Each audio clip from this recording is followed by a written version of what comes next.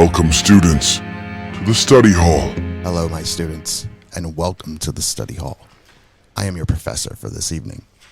The movie guy, baby, Tommy James, a.k.a. Mr. Oh So Smooth, a.k.a. the Smooth Effect himself, and I'd like to welcome you to the first ever study hall. The study hall is going to be a separate piece of Night School Horror where one or two hosts will come on to talk about something that's trending in the horror community. It could be news or possibly a movie that came out that maybe one or two of us have seen, and we just want to talk about it with you. Now, obviously, if all three of us have seen it, it's going to be a full-fledged episode. So today on the study hall, I would like to talk about the movie Imaginary. I had an opportunity to actually watch this movie the past couple days. It took me a couple tries to get through the whole damn thing. But I wanted to come on and really talk about it because, man, Blumhouse, they just keep Blumhousing, if you know what I'm saying. Like, they are just pulling out crap after crap. And I think the biggest problem is we keep allowing this to occur. Now, we all sit there and we look and, well, what are we supposed to do, Tom? How are we going to be able to avoid all these garbage movies? Well, we can't, unfortunately. We can't avoid garbage. They're giving us garbage. Now, again, Imaginary is directed by Jeff Wadlow. It stars DeWanda Weiss, Tom Payne, Veronica Falcon, Betty Buckley, Tegan Burns, and Piper Braun. Those are the main people that we'll talk about a little bit. But I will tell you right off the bat, when I remember seeing the trailer to this, I thought we were in a little bit of trouble. After seeing Night Swim and knowing that Blumhouse is behind it, already gave us an issue. Let's talk about that tagline of the movie. Meet Chauncey. He's not imaginary, and he's not your friend. So we're diving into the imagination, which I feel in horror can really set off a lot. We can do so much when it involves imagination. So though the concept of the movie seems good, can they execute it correctly? Unfortunately, I'm here to tell you, they didn't. They didn't execute it correctly, and I feel this is a big drop of the ball here. And one major reason is, again, imagination. Imagination can be played with, especially in horror, where your mind can go off and you can create things in your head where everybody that's even watching it can sit there and go, man, that's how my imagination could go. Biggest issue I have with this movie is the acting in it is just garbage.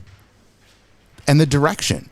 It couldn't find its own footing of where it wanted to go. And the other crazy thing about it's boring.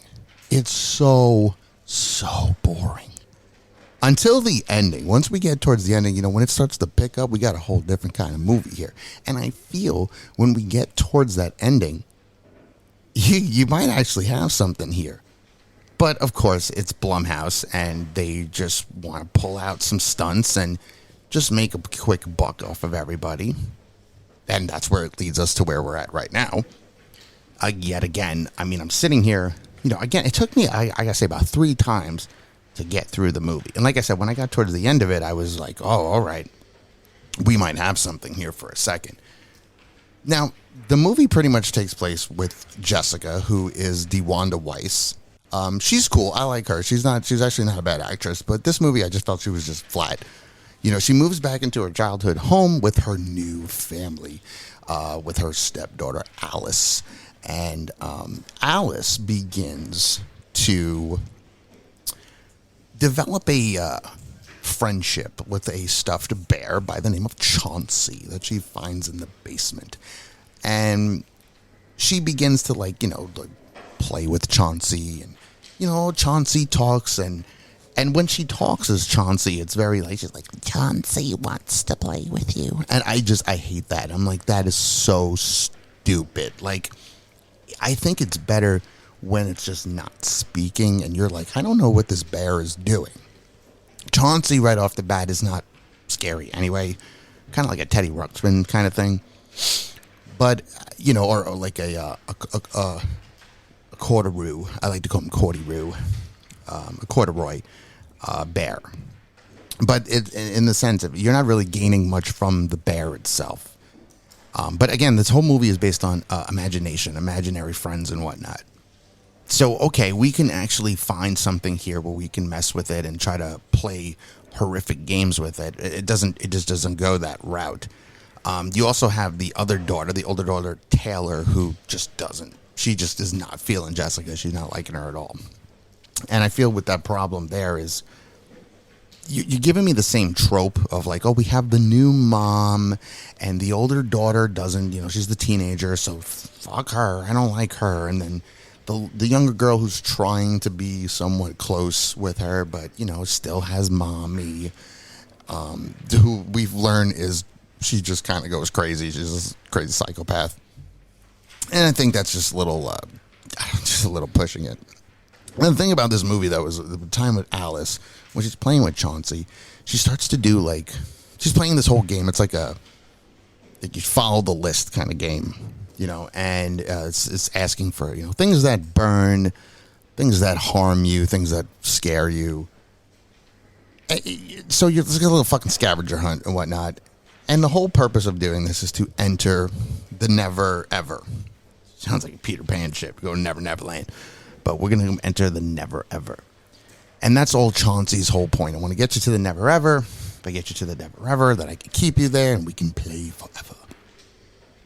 It's really stupid. That's just right off. It's so just ignorant in what you're trying to do here.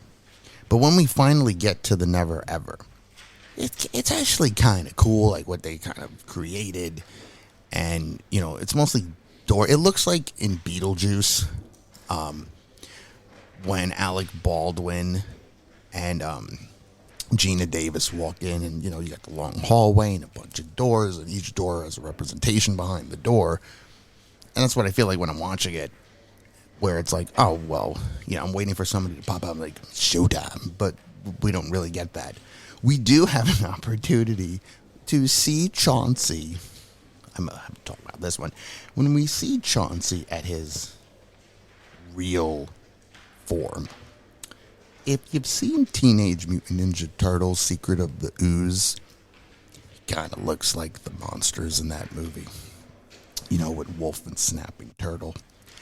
And wow, when he popped up and he's going after Jessica, I kept thinking to myself, Mama? Mama?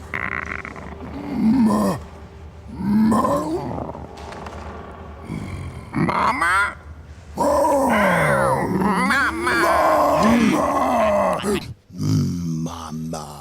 Yes, Master said play. And this is the vibes I'm getting from this. It's really strange. You really feel yourself watching a movie going, I'm waiting for the Teenage Mutant Ninja Turtles to show up and just be like, let's go and kick their asses. That's the vibe I'm getting from this. They're babies! So his part, and then it goes into a it standpoint where there's a spider that's involved, and if you look at the spider in its eyes, you go crazy, which it's kind of like it with the deadlights, and you have imagination at your helm right here, and you decided to trope it and take from other things, and I feel that's a very big problem. Jason Blum is right now one of the top producers in the game right now. But we're throwing out so much dumb shit. We're talking about a haunted pool. Again, something that you can. So, first off, the haunted pool thing is really stupid. But when you have something, maybe try to utilize the horror S to it to really mess with people. Hitting in that imaginary friend standpoint could actually make things interesting, scary, freaky, funny, whatever route you decide to take. They took a stupid route, and I didn't feel, as watching the movie, a sense of being on my seat, watching it and being like, oh man, things could get really rough here. No, No, you kind of can tell what's going to happen. The one scene where she's in the hospital with her father, who he ended up looking in the deadlights. We're going to say it's the deadlights because that's really what it is. It even does the fucking white eyes. And she's talking to her dad in the hospital. She's reading the book because she's a children's writer. And she has the family there weirdly just standing there, just like, hey, how you doing? And she thinks that she got out, but it turns out she's still in fucking the never ever.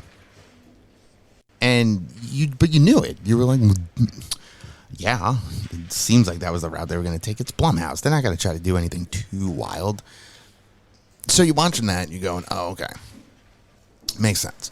I thought maybe the best way to end it would have been like her, because she does have an opportunity where she does look into the deadlights. And, you know, when you look into the deadlights, you pretty much go insane. That's what happened to her father. They did it, but they didn't go through with it. And it's just like, yeah, well, the house burns down and we're just going to move on from here. And you're like, oh, okay, so it's like a poltergeist kind of thing going on there. Then they had this other one character that kind of looked like it was Slender Man in a sense. You're trying too hard to just throw characters in just to throw them in. You have something that can really work here. The biggest twist of the movie, which again you can see from a mile away, was that Chauncey wasn't actually there. The little girl saw Chauncey. Jessica saw Chauncey, but nobody else saw Chauncey. Nobody ever questions it until the one scene where she sees the video camera and realizes there's nothing there, which also confused me because if you can see it, it doesn't matter if it's on camera, she would still see the bear. She, when Alice turns and there's no bear there, us as the audience see that. But you see Jessica also goes, what? It doesn't make any sense. That doesn't make any sense, Jessica, because you should still see the bear. If you see the bear when it's standing there, or sitting there, or whatever, you should still see the bear in the camera. It doesn't change anything. So it'd be more interesting if she sees the bear, and she goes, what are you talking about? And then, the psychiatrist can respond and be like, there's no bear there. Like, there's nothing there. She's just imagining it. And then Jessica's like, what are you talking about? I see the bear. And then you're like, oh, now it's interesting. Then you had the old woman, Gloria, which was a whack character because she comes in and you can tell something's up with her. And then when they go to the never ever with her and she's like, we're here now and we can play forever and be young. It was like a twist that wasn't earned. The evil, turns out she was all for it and she wanted to be here, which we never got that vibe anyway. They just needed to have that one human character that's bad. You could have used the mother in that sense. Would have made the most sense. But no, we didn't take that route. She ends up dying anyway. We don't get to see it. Of course, it's PG-13, so we're not going to be seeing any of that. You get the blood on the floor, like, ooh, scatty, but it wasn't very scatty. And again, once you have the opportunity, like when they go in to get Alice, and she's in the little princess room, her original bedroom, dressed like a princess, bunch of presents all around, and they figure it out. And I do like the fact when she's like, it's imagination. We could mess with things and we can play with things just like in a dream, kind of using the whole Freddy Krueger sense. That's fine. And then we see Chauncey, and then we see Mama. We get to see the big bear. He's a very scary bear. But no, he's not scary. He looks like he's in Teenage Mutant Ninja Turtles mixed with Labyrinth. It looks like Ludo from Labyrinth. He mixed with, Secret of the Ooze. And it just, it's what I'm, Mama. And that's kind of what the vibe I'm getting to it. And if he would have said Mama, I would have been more for his form. I would have been like that. Yeah, no, that fits. That makes perfect sense. Plus, it gives you a good laugh. And sometimes you need a good laugh. It's imagination. Imagination should have scariness mixed with comedy into it. And this is because this fucking movie concept is with the bear is a little stupid. But you can use the imagination to make it better. So, this movie was unfortunately extremely disappointing. But not surprisingly disappointed. So it says Blumhouse on it, and they're just tossing out movies just to toss out movies. So you kind of sit there and think to yourself, well, it is what it is. garbage is garbage, and garbage will continue to be garbage. But we need to, as fans, we need to start really stepping up and sitting there being like, hey, listen, give us something that can really work. This movie has a concept that can truly work. But you're not sticking to the script. Again, I bring it back to with the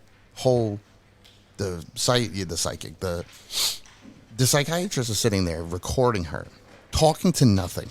But when Jessica looks in the camera, she doesn't see the bear. But she sees the bear in real life. Well, that doesn't make any sense.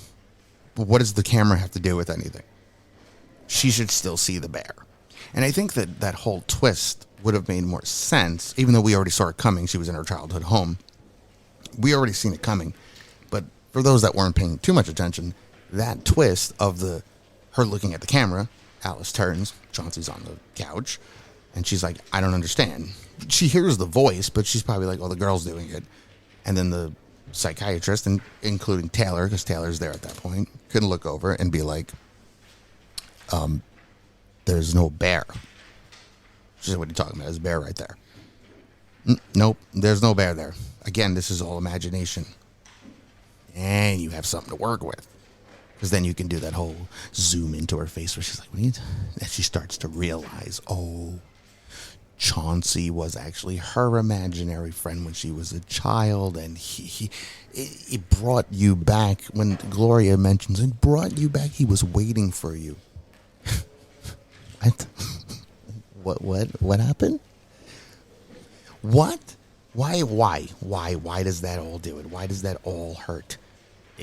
And then, speaking of hurt, that moment where she goes and she stabs her hand, because you have to do one that hurts, and then it doesn't work, so she insults Taylor, and then the whole thing is like, that really hurts you to say that, because it's supposed to be something that really hurts. You stabbed your hand with a pair of scissors. That shit hurts. I've never done that before, but I'm pretty sure that hurts more than words. Hey, sticks and stones may break my bones, but they say words will never hurt me. Well, in this movie, it's apparent that words will hurt. It will hurt to the point that you can go into fucking dreamland, imaginary land, wherever they want. Never ever. Fucking Peter Pan. But yeah, that's one of the biggest gripes I have with this movie is you have a pretty decent concept and you're just not going through with it. You're like afraid to push the limit, to utilize what you have. Imagination is huge. Use it to your advantage. And they just didn't do it with this movie. They just didn't care because it's just another cash grab. We can do another one. Yeah, this is setting up for part 2. It's kind of like a Chucky thing, but Chucky at least was somewhat, was actually brilliant what they were coming up with. And you could have really had a lot of fun in that imagination world. The Never Ever. But no, you made it look like Beetlejuice and just a couple of fucking doors. Twists that make no sense, though we already saw it coming. And then you play the deadlight game, and it doesn't even work. She was staring at those deadlights for a minute. But she was perfectly fine. The father looked at it for, 5 seconds, and he went nuts. But she's okay, though. She's perfectly fine. I don't get that. What the hell? What's going on with you, Blumhouse? Write shit down and stick to your damn script and stop trying to change things. Damn. It just doesn't make any sense to me. So I'm the only member of Night School Horror that actually had an opportunity to see this movie. That's hence why I'm doing this. So as on Night School Horror, we always look at it like, what would you rate it? And, could you survive the movie? Now, when it comes to the rating, I want to throw out real quick that you guys, everybody listening out there, of course you need to enroll with Night School Horror. You need to like, subscribe, follow, as we like to say, enroll. But also I want you guys to go on and check out Criticless. Criticless is an awesome platform where you're able to review movies and television shows, and it's like the cool version of Letterboxd. Let me put it that way. If I always had to say it, I would say it's like the hip version of Letterboxd. Gives me that 80s, 90s vibe. 90s baby, born in 87, grew up in the 90s. So I think you guys need to go check it out and definitely follow Night School Horror because we're on there. We actually have a group called the Study Hall where you can go in, check out the new episodes, talk about it, tell us, maybe something you want to hear us to talk about, and maybe even come on as a guest. You can come on into the Study Hall to be a guest on that as well. So definitely check out Criticless and let them know Night School Horror sent you. So when I go to Criticless, the way they have it, I'll actually break this down to you real quick. they go from 0 to 100 real quick, and it has its own like proper, most excellent, rad, horrendous, bogus. I mean, we're talking all 90s bass right here. So when it comes to imaginary, we like to do on the show, 5 stars, 0 to 5. I'm going to give it 1.5 because it was just very disappointing. I'm giving the 1 star to the fact that Chauncey, when he turns into a monster, looks like Ludo from Labyrinth, but also looks like he should be in Ninja Turtle Secret of the Ooze. Because he really looks like just the combination of a bear and that wolf. And it's just like, master said to have fun, eating donuts and shit. Like that's the vibe I'm getting from him. There's cupcakes in this movie, by the way. So, yeah, I'm going to have to give it 1.5 stars, which would make this movie horrendous on Criticlist. Disappointing as always. Come on, Blumhouse. You got to be better. I mean, let's talk about Jeff Waldlow even real quick. What did Jeff Waldlow do? He did Fantasy Island. Great. Garbage. He did Truth or Dare. Garbage. Hello. You did Kick-Ass 2, which was decent but pretty disappointing. I'm going to say disappointing on that one. He did the True Memoirs of the International Assassin starring Kevin James. Nope. We ain't doing that one. He also did a movie called Cry Wolf, which I remember seeing a while ago. It's not too bad. I'm not going to hate on that one too much, but again, good writing will also help you. But again, Truth or Dare, Fantasy Island, the horror version of Fantasy Island. What the hell are you doing, bro? Picking up, you're getting paid, but you're not throwing out them good horror movies. And Blumhouse, we need them good horror movies because this isn't going to cut it. Imaginary is not good. You did Night Swim and then did this. It's not good. They come and, they have to start doing what Marvel started doing, where just hold on movies for a bit, wait a little bit, and then come out with a banger. Daniel Day-Lewis, this shit. Only put out what's worth putting out. Fucking Exorcist Believer, Night Swim, Imaginary. It's not going to cut it. It's just not going to work. So, that's rough.